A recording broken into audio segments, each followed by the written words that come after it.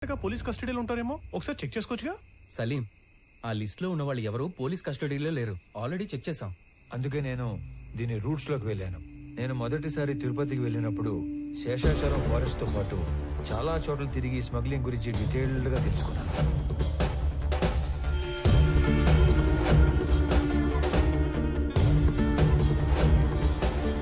ఈ total smuggling network లో మొత్తం 5 లేయర్స్ ఉంటాయి. Number 1, wood cutters. వీళ్ళు పేద లేబర్. ఎక్కడో తమిళనాడులోని తిరువనమలై దగ్గర ఉన్న జవాదుమలై ప్రాంతం నుంచి వస్తారు. Second, loaders. వీళ్ళు శేషాచలం ఏరియాలో లోకల్ వాళ్ళు. సీక్రెట్ లొకేషన్ కి వుడ్ ని చేరుస్తారు. Third, keepers. వీళ్ళు కూడా లోకల్ వాళ్లే. సీక్రెట్ లొకేషన్స్ లో ఎర్ర చందనాన్ని కొన్ని రోజుల పాటు దాస్తారు. చిన్న మొక్కైనా సరే నీళ్లలో వేస్తే మునిగిపోయే గుణమున్న ఈ ఎర్ర కొయ్యని ఒక్కోసారి నెలల కొద్దీ చెరువుల్లో కుంటల్లో దాచి ఉంచి కాపాడతారు. Fourth, transporters. వర్మ లాంటి వాళ్ళు సీక్రెట్ లొకేషన్ నుంచి పోర్టు దాకా చేరవేస్తారు. Fifth, the exporters. వీళ్ళ కంపెనీల పేర్ల మీద ఎర్ర చందనాన్ని గ్రానైట్, ఫుడ్ లేదా టొబాకో పేరుతో ఎక్స్పోర్ట్ చేస్తారు. పెద్దగా రిస్క్ లేని పని చేసే ట్రాన్స్పోర్టర్స్ మొత్తం ఇప్పుడు మిస్ అవ్వడమే ఓ పెద్ద మిస్టరీగా ఉంది. ఈ 5 లేయర్లు కాకుండా వీళ్ళందరిపైన ఒక కింగ్ పిన్ ఉంటాడు. వాడుక భాషలో వాడినే డాన్ అంటారు. ఈసారి 12 కంటైనర్ల ఎర్ర చందనం, దాన్ని తీసుకెళ్తున్న మనుషులు మిస్ అయ్యారు కాబట్టి నా అంచనా ప్రకారం వాళ్ళ మనుషులు కూడా వెతుకుతూనే ఉండాలి. ఈ కేసుని క్రాక్ చేయడానికి మీకు తెలిసింది చెప్పండి, చేయగలిగింది చేయండి. మీ అందరికీ తెలుసు నేను మైసూర్ దూరదర్శన్ లో పనిచేస్తున్నానని. మంగళూరు పోర్ట్ ఏజెంట్ల ఇన్ఫర్మేషన్ మా దగ్గర ఉంది. ఈ ఎర్రచందనం స్మగ్లింగ్ మీద మేం డాక్యుమెంటరీ చేసినప్పుడు ఇదంతా గ్యాదర్ చేశాం. నీకేమైనా కాంటాక్ట్ తెలుసా? మైసూర్ ఫోన్ చేసి రేపే కొలీగ్ దగ్గర కాంటాక్ట్ తీసుకుంటా.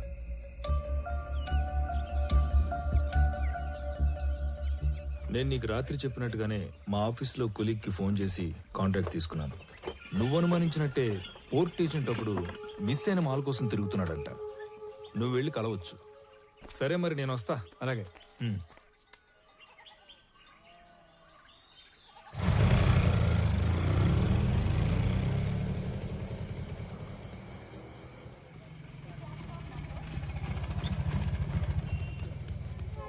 బస్ స్టాండ్ అని చెప్పి రైల్వే స్టేషన్ తీసుకొచ్చినావు ఏందన్నా? చిన్న పని మీద వెళ్తున్నాను రా, నువ్వు వెళ్ళు. అన్నా ఇంతకీ ఆడికి పోతున్నావు? సురేంద్ర అని నీకు తెలియదులే, అతని మిస్సింగ్ కేసు పని మీద అర్జెంట్ గా మంగళూరు వెళ్తున్నా. ఇంట్లో మాత్రం నేను హైదరాబాద్ వెళ్తానంటే చెప్పాలి, ఓకేనా? వెళ్ళు వెళ్ళు వెళ్ళు వెళ్ళు.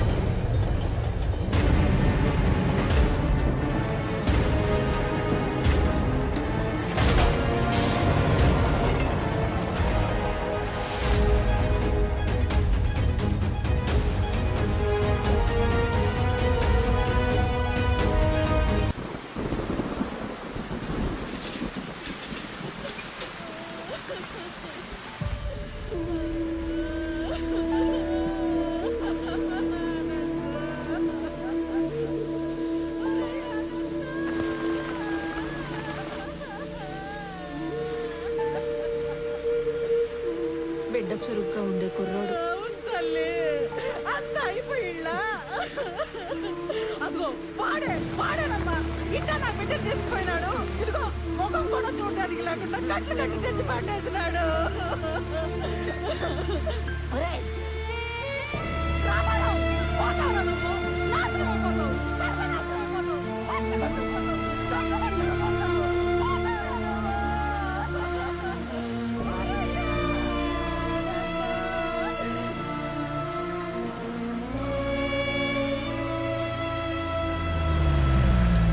రేయ్, బస్సులో హైదరాబాద్ పోవాల్సిన ఓడివి ట్రైన్ లో మంగళూరు ఎందుకు పోతాండావురా? రే, మీ పిన్ని శాపనార్థాలు మన కుటుంబానికి తగిలేట్టు ఉన్నాయిరా. ఈ కందరకోణంలో నా గుండె ఆగిపోయేట్టు ఉందిరా. నిజం చెప్పరు. అయినా నేను చెప్పింది నిజమేనా? నిజం కాదు, అన్ని ఉత్త కూతలే. ఇదిగో పెద్దాయనా, మీ వాడు ఏం చెప్పాడు? ఆ బాడీ ట్రైన్ లో నుంచి జారి పడిందన్నా. అస్సలు కాదు, రన్నింగ్ ట్రైన్ లో నుంచి ఎవడో బలవంతంగా తోస్తే ఆ బాడీ బయటపడి తుక్కు తుక్కు అయ్యింది. హే రామారావు, బల్లె దొరికావరా సామె. ఈసారి ఉళ్ళ నువ్వు తప్పించుకోవటం నన్ను తిక్కమక్క పెట్టినంత తేలిక కాదు. ఉడుం పట్టు పట్టేస్తా. పాప స్టేషన్ పోతామ్మా. అరే నువ్వు కదలరా సామె, నేను ఎంక్వైరీ చేయాలి. రమణరావు, ఇది నువ్వు ఇన్వాల్వ్ అయ్యే టైం కాదు. ఇప్పుడు మా ఇంట్లో ఎమోషన్స్ కంట్రోల్లో లేవు. అనవసరంగా నన్ను ఇరకాటంలో పెట్టాల్సిన అవసరం లేదు నీకు. ఉందిగా, అవసరం ఉంది. అవును, అప్పుడు మనం మొదట్లో కలిసినప్పుడు ఏదో చెప్పావు. క్రిమినల్స్ నేరం చేసినప్పుడు దొరకటం కన్నా పోలీసులకి అవసరం ఉన్నప్పుడు దొరకటం ఎక్కువ. అదే మరి. ఇప్పుడు నువ్వు నాకు అవసరం. పాప స్టేషన్ పా. పైగా ఈ జనాలందరూ చూస్తున్నప్పుడు నిన్ను స్టేషన్ తీసుకెళ్ళడం నాకు ఇంకా అవసరం కాదు. వాటన్నిటికంటే ముందు నీకు నీ జాబ్ అవసరం. నువ్వు పుట్టింది ఒంగోలు రైల్వే ట్రాక్ పక్కన ఒక చిన్న గుడిసెలో. మీ తాత మీ నాన్నకిచ్చింది ఆ గుడిసె 6 డజను పందులు. మీ నాన్న నీకిచ్చింది ఒంటి నిండా దెబ్బలు, వీపు నిండా వాతలు. నీకు వచ్చిన జీతం అంతా దాచిపెట్టిన నీ ఆస్తి మొత్తం 9 నుంచి 10 లక్షలు ఉండాలి. కానీ ఈరోజు నీ ఆస్తి దాదాపు 3 కోట్లు. దానికి సంబంధించిన పత్రాలు, పాస్బుక్లు అన్ని డీటెయిల్డ్గా నా దగ్గర ఉన్నాయి. పైగా పిల్లలు లేని మీ దూరపు చుట్టం ఒక పోలీస్ ఆఫీసర్ చనిపోతే చిన్నప్పుడు నిన్ను దత్తత తీసుకున్నాడని ఫేక్ సర్టిఫికెట్ పెట్టి కంపాషనేట్ అపాయింట్మెంట్ కింద ఈ పోలీస్ జాబ్ కొట్టేశావు. ఒక్క రిజిస్టర్ పోస్ట్ పంపితే దాంతో నీ జాబ్ మటాష్. చేతి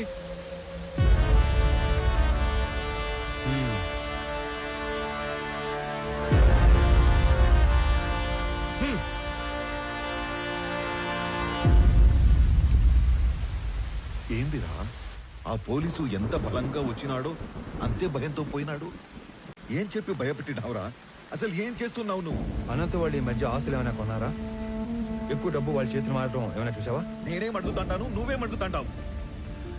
రే, తండ్రి అయ్యుండి ఈ వయసు తండ్రితో అబద్ధం చెప్పకూడదురా. నేనేం అబద్ధం అనలేదు నాయనా. నేను ఎక్కువ బాధ పెట్టకూడదని నిజం దాచాను.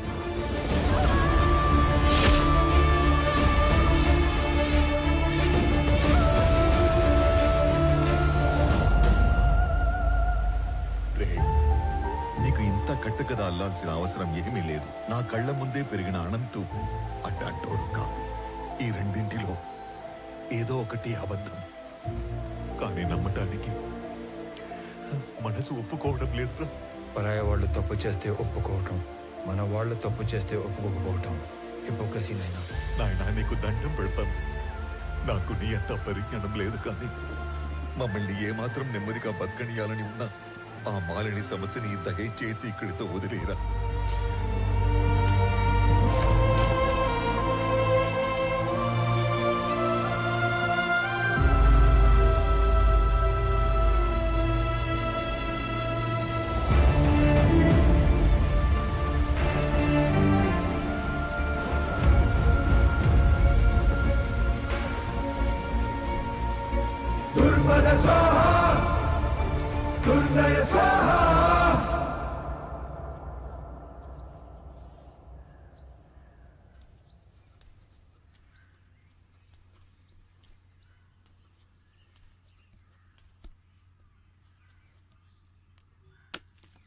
రామారావు, మీ నాయన బొత్తిగా డీలా పడిపోయినాడ్రా. ఎక్కడ కూర్చుంటే ఆణ్ణే ఏదో ఆలోచనలోకి పోతుండాడు. ఆయన ఒక్కడే కాదు, ఈ పిచ్చి పిల్ల కూడా. నీకేమీ చెప్పలేక, చెప్పకుండా ఉండలేక అక్కడ అమ్మ నాన్నల దగ్గర ఏడుస్తా, ఈడకొచ్చి నవ్వుతూ తిరగలేక సతమతమైపోతా ఉండదు పాపం. నువ్వే ఏదో ఒకటి చేసి మమ్మల్ని మామూలు మనుషుల్ని చెయ్యాలరా.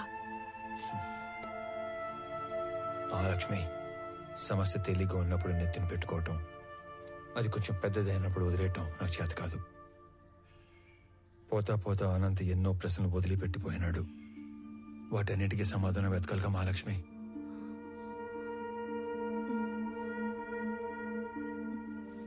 నేను మాట్లాడతాను, నువ్వు వెళ్ళు.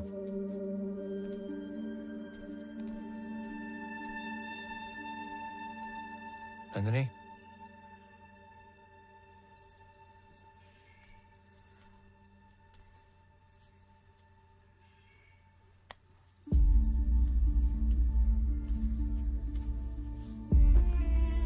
మచ్చలేని బండరాయిలా బతకడం కన్నా మచ్చపట్ల ఒక భోజనాలా బతకడం నాకు ఇష్టం. నా కోసం ఇంకొన్ని రోజులు ఉపయోగపట్టు, అన్ని సర్దుకుంటాయి.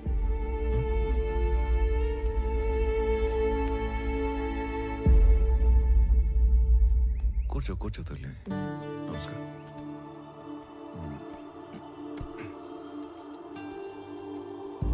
అయ్యా, మనవరాలు మనస్మరిసి తీసుకొచ్చింది. మా వాడు దుబాయ్లో ఉన్నాడని చెప్పడం అబద్ధం. అసలు నిజం ఏంటంటే పరువు పోతని ఎవరికి చెప్పుకోలేక బిడ్డేమయ్యాడో సరిగ్గా వెతకడమే మానేశాను. మా నాన్న గొంతు విని చాలా రోజులైంది. ఈ మధ్య కలలో కూడా రావట్లేదు. మా నాన్న మొహం మర్చిపోతానేమో అని భయమేస్తుంది నాకు. మా నాన్నని వెతకడానికి హెల్ప్ చేస్తారా? బొట్టు పెట్టుకోవాలా లేదా అన్న ప్రశ్నతోనే నా రోజు మొదలవుతుంది. ఇలాంటి అయోమయం ఏ భార్యకి రాకూడదేమో.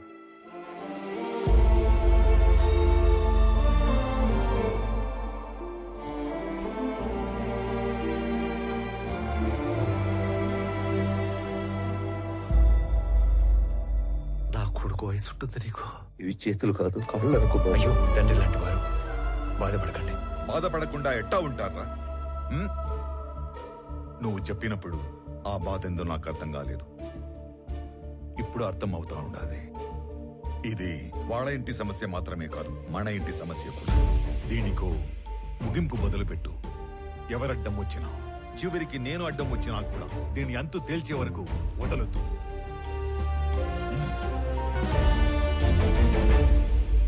తీసుకోండి అంకుల్.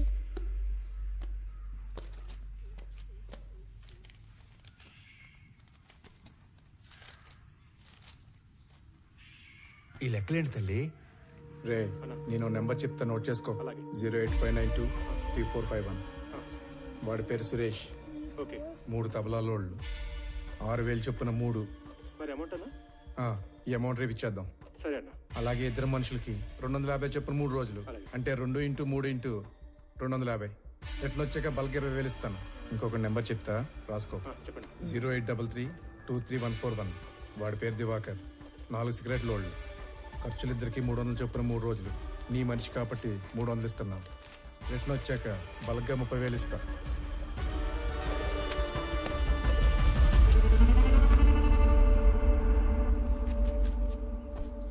మీ నాన్న వెతకడానికి నీ వంతు సహాయం చేసి